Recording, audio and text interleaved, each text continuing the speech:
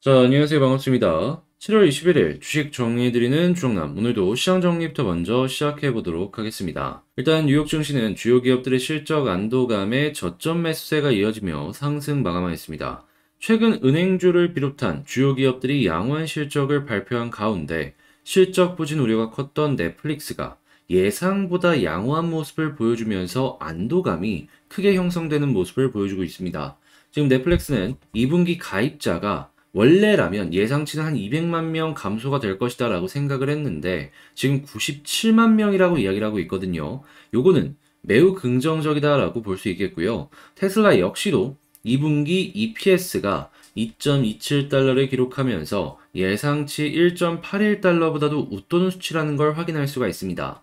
현재 S&P를 기준으로 놓고 보면 지금 이번에 발표된 이 기업들 요 기준으로 놓고 봤을 때 예상했던 것보다 훨씬 많은 기업들이 예상치보다 높게 나오고 있다라고 이야기를 하고 있잖아요.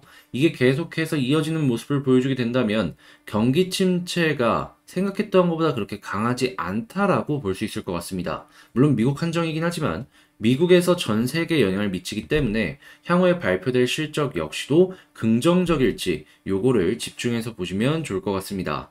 자, 그리고 미국 상원에서 500억 달러 규모의 반도체 사업 육성을 전해지면서 이 미국의 반도체 기업들이 강세의 모습을 보여주었거든요. 근데 한국 역시도 반도체 섹터가 상당히 큰 비중을 차지하고 있잖아요. 그러다 보니까 요 뉴스는 어떻게 보면은 한국 입장에서도 매우 긍정적이다라고 평가를 해볼 수가 있을 것 같습니다. 자, 국제유가는 102.26달러, 마이너스 1.88% 하락 마감하였고, 채권 원조 달러 강세 금 가격은 하락 마감하였습니다.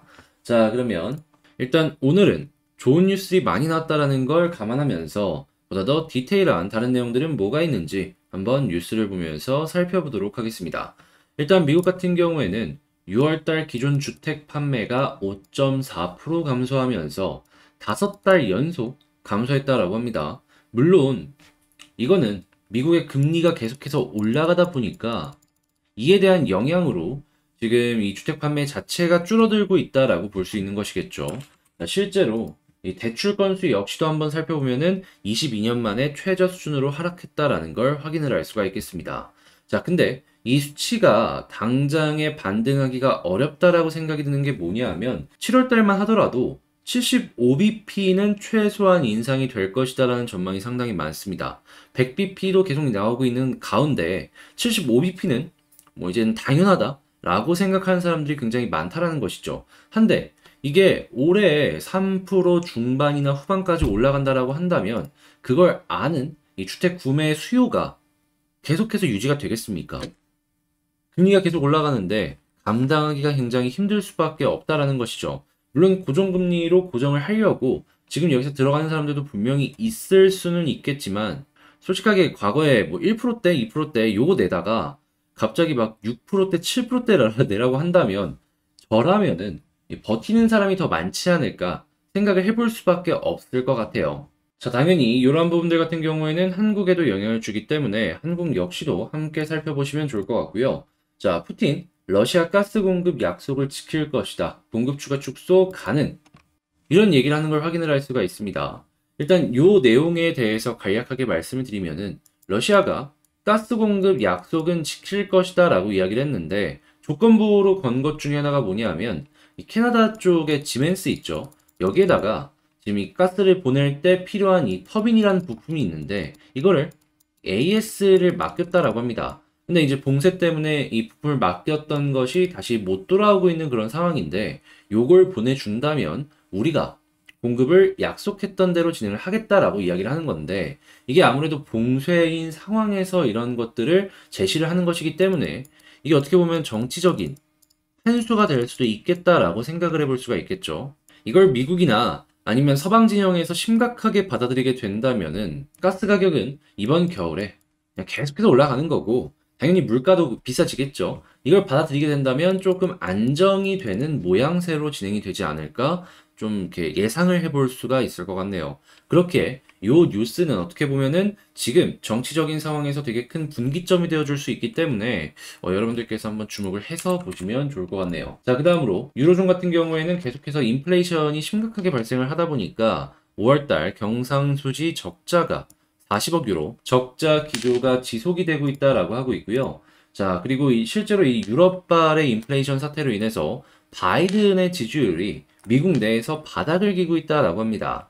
지금 과거의 트럼프처럼 바이든 역시도 민주당원조차 재출마 안 했으면 좋겠다라는 의견을 밝혔는데 지금 바이든이 되게 좀 사면초가예요. 왜냐하면 이제 바이든이 취할 수 있는 전략이 두 가지가 있는데 한 가지는 이 미국의 동맹을 다시 한번 살리기 위해서 러시아를 계속해서 압박을 하는 거죠. 근데 러시아를 계속해서 압박을 하게 되면은 물가가 계속해서 올라가요. 그렇다고 물가를 낮추겠다고 러시아 제재를 풀어준다라고 하면 또 이 동맹 관련된 러시아를 악의 축으로 몰아넣은 상황에서 악을 좀 봐준다라는 이 내부의 이러한 심리가 있기 때문에 또 그것 때문에도 이 지지율이 빠질 수밖에 없습니다. 어떤 걸 하든지 간에 바이든 입장에서는 지금 사면초가에 취해져 있는 상황이다라고 볼 수가 있는 것이죠.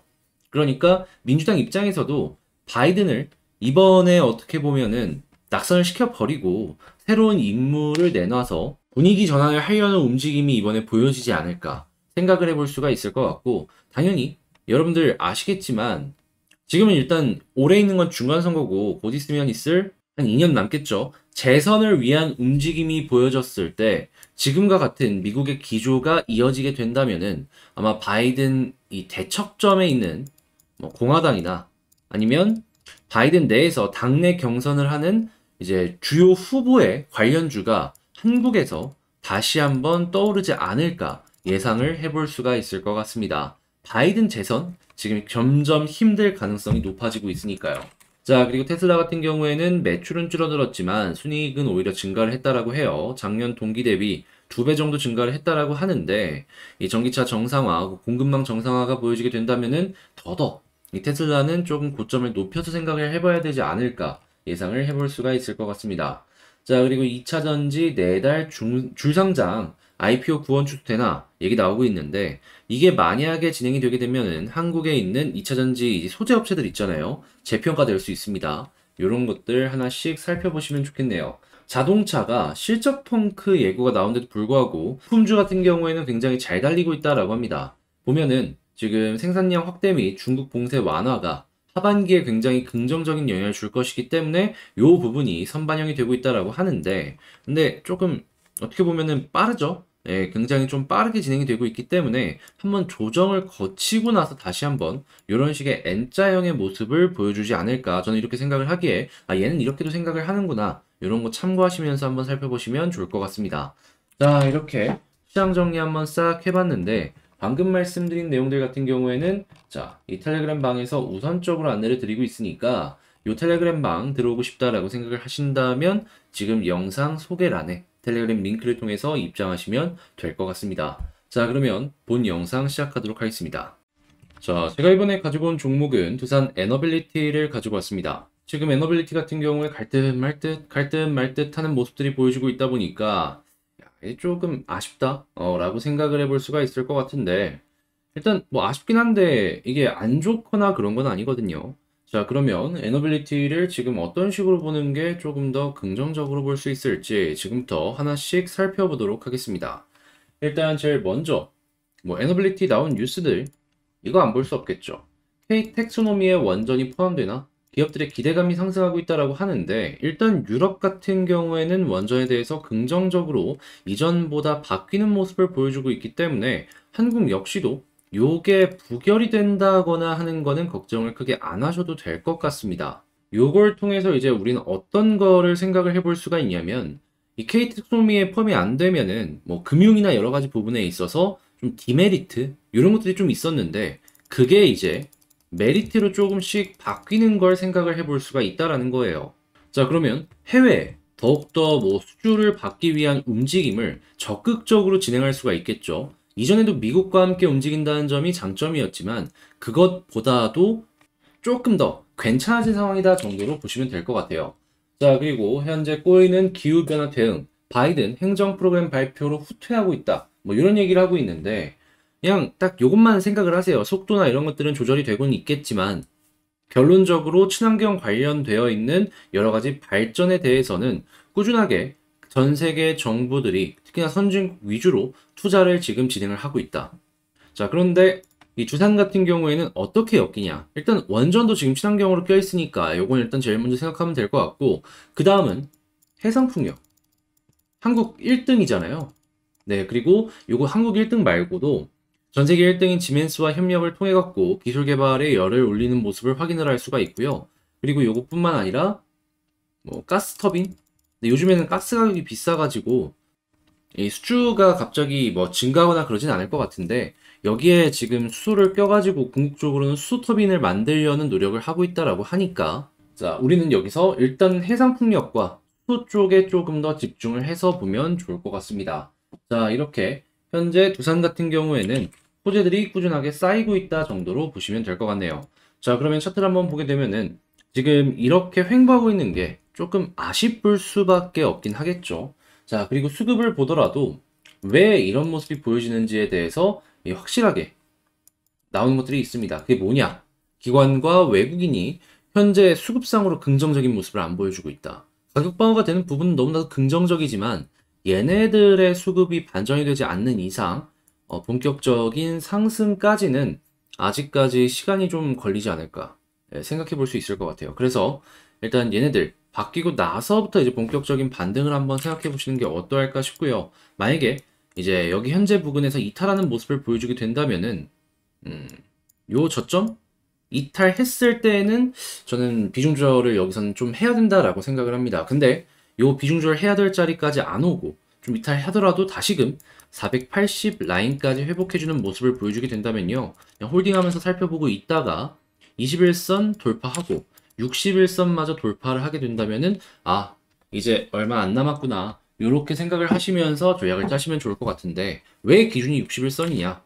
61선 쌍바닥이 딱 여기를 돌파했을 때 만들어지거든요. 자, 그리고 거기에서 힘을 조금 더 받아서 올라가주는 모습을 보여주게 된다면 아마 요 모습도 함께 보여줄 겁니다. 그게 뭐냐? 위쪽에서부터 떨어지는 요 추세 라인을 돌파하는 그림. 그러면 일단 241선과 좀 거리가 멀어져서 241선 부근에서 1차적인 저항을 맞을 것이다 라고는 생각을 해볼 수가 있을 것 같은데, 여기마저 뚫어주게 된다? 라고 한다면 일단 여기 제가 항상 말씀드리는 요 자리죠. 이전에 고점 부근, 네, 한 23,500원에서 24,000원 여기까지는 한 번 더 쏴주는 모습과도 연결이 되어주지 않을까 예상을 해볼 수가 있을 것 같습니다. 자, 그리고 지금 모르시는 분들을 위해서 한 가지 더 말씀을 드리면은 현재 위치는 수렴입니다. 네, 한 점으로 몰리고 있어요. 지금 이평선들이 다 가운데로 밀집해주는 모습을 보여주고 있잖아요.